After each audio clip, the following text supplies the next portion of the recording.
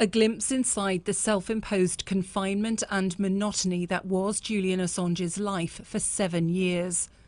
A security camera shows the rooms inside the Ecuadorian embassy, where the WikiLeaks founder languished under diplomatic protection and therefore immunity from arrest. But Mr. Assange's lawyer has denied claims he upset his hosts by, amongst other things, spreading feces on the walls.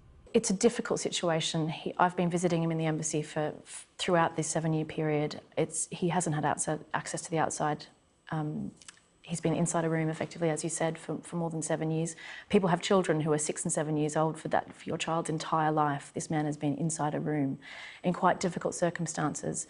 Now, the politics of the case with respect to Ecuador changed with the change of government, with Lenin Moreno coming to power.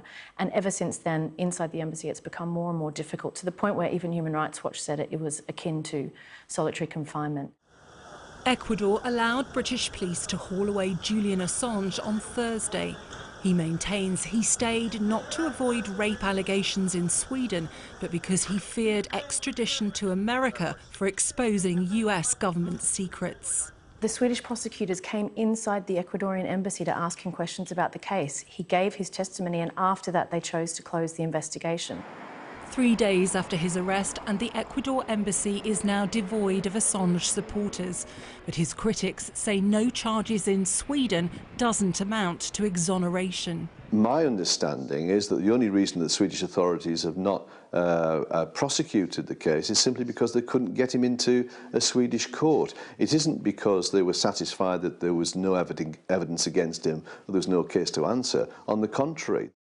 In fact, in Sweden in 2017, the Director of Public Prosecution, in announcing the rape investigation was being discontinued, suggested Mr. Assange's stay at the embassy was hindering their investigation. She said, "The motive is that there is no reason to believe that the decision to surrender him to Sweden can be executed in the foreseeable future." Now, Mr. Assange's short-term fate is in the hands of Britain's Home Secretary if Sweden does press charges as to whether he would be sent there or to America.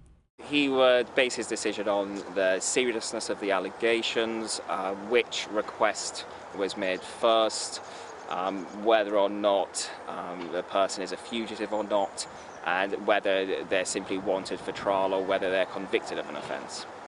After so long in one room, ultimately Julian Assange probably will end up abroad for judgment to be passed on just how his actions will go down in history. Lisa Holland, Sky News.